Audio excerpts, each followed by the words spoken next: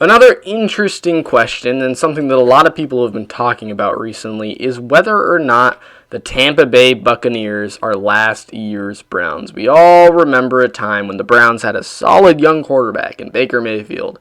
They had Odell Beckham, Jarvis Landry, Nick Chubb, Njoku, more. All this talent, and yet the results never came. And a new head coach, who was the offensive coordinator a year before. So their 2019 season even began with an over 30-point blowout loss to the Ravens, and we all know where the season went from there. They didn't make the playoffs. So are the Buccaneers this year's Browns? I don't think so, and here's why. Point number one, the Brady experience compared to the Baker experience. Brady is the most experienced quarterback in the NFL right now. Baker Mayfield, at the time, was not very experienced at all. He had 1 year under his belt and with one head coach. He was not experienced at all. But Brady is. Brady, I'm trying to explain this in a good way. Experience goes such a long way. One, it helps you to be a much better leader. When Baker is trying to be a leader as a young quarterback, I'm sure he did great at it, but it's really hard to be a leader when, you're kind of new to the game. And Beckham had been in the league for a few years more than Baker, same as Landry, same as Chubb. So Brady has the experience. He has worked with several offensive coordinator coaches. He's been with the same head coach his entire NFL career, so it'll be interesting to see how he works with Bruce Arians. But something interesting also is the fact that Bruce Arians, it kind of leaked out that Bruce Arians is ready to give Brady a lot of control of that offense. So that's definitely something interesting to keep an eye on. As, Baker's young. He wasn't very experienced in the NFL, wasn't super developed, and had all of a sudden had all this pressure on him to be amazing. It didn't pan out. Now let's look to the next point. Brady with and without weapons. We never really saw Baker with a terrible team. With the Browns in his first year, they weren't great, but they weren't terrible. They had some good weapons. They had some decent talent. But Brady, we have seen him on a really bad team. Or at least a really bad offense. This season, he had a really bad offense. Really just, I don't know how many receivers they went throughout the season, but Antonio Brown had his little jiffy in there. Demaryius Thomas was almost on the final roster. They went through receiver after receiver. Gordon was put on injury reserve at the end of the season and ultimately released. Edelman was battling injuries the majority of the year. They got Mohamed Sanu mid-season. N'Keal Harry was injured for the majority of the season.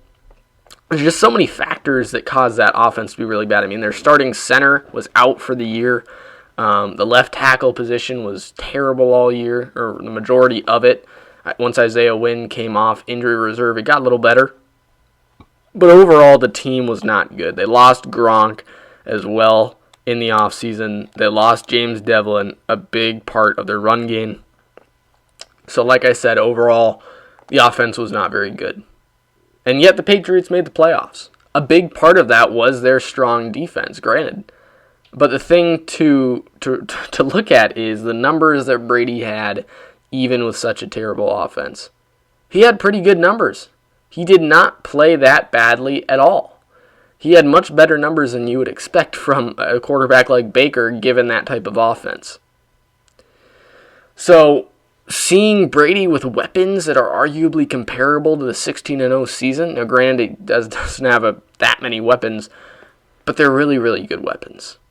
He has Chris Godwin, who's a really good receiver, arguably going to have 1,000 yards this year. He could easily have 2,000-yard receivers this year.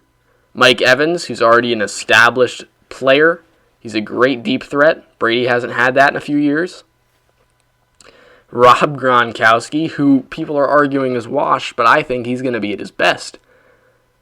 The last season he was in the NFL, he missed several games to injury, and seasons prior he also missed several games to injury, so it's going to be amazing to see Gronkowski fully healthy.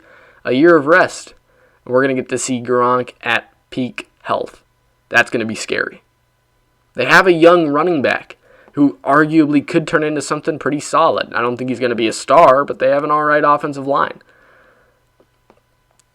The Buccaneers are a solid team, and they have some great offensive weapons. Also, O.J. Howard, can't forget about him. They've got great offensive weapons, and I think Brady's going to be able to utilize those very, very well. O.J. Howard, Rob Gronkowski, Chris Godwin, Mike Evans, just thinking about it just scares other NFC coaches. I'm sure of it. So Brady with weapons is going to be very fun to see. We haven't seen it in a while. We haven't seen a Patriots team that has had a ton of weapons for Brady. I remember looking back, you can remember the season where he had Gronk and Edelman, and that offensive season before the Rams, and it was a really good year.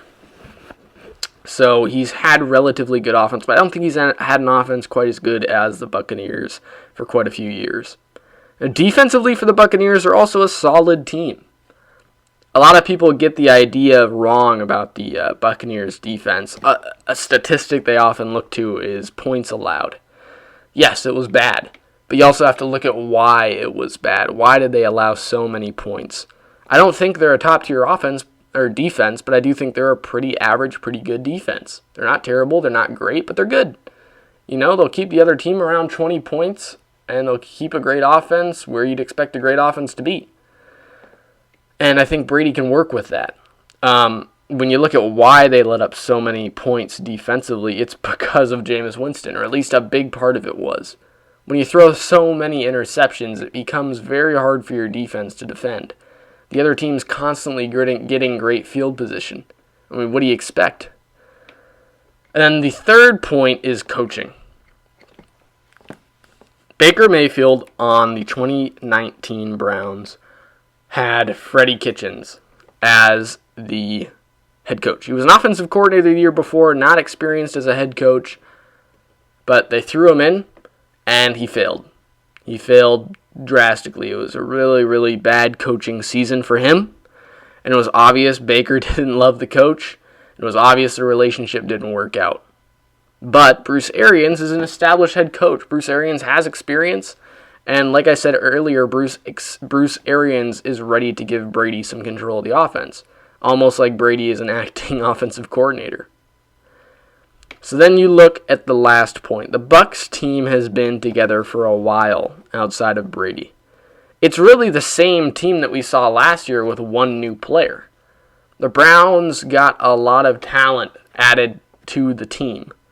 The Bucs, one new guy, Tom Brady, as well as Gronk, but the point is that there is already chemistry there, not only between Brady and Gronk, but also between Godwin, Howard, Evans, the running back, the rest of the team.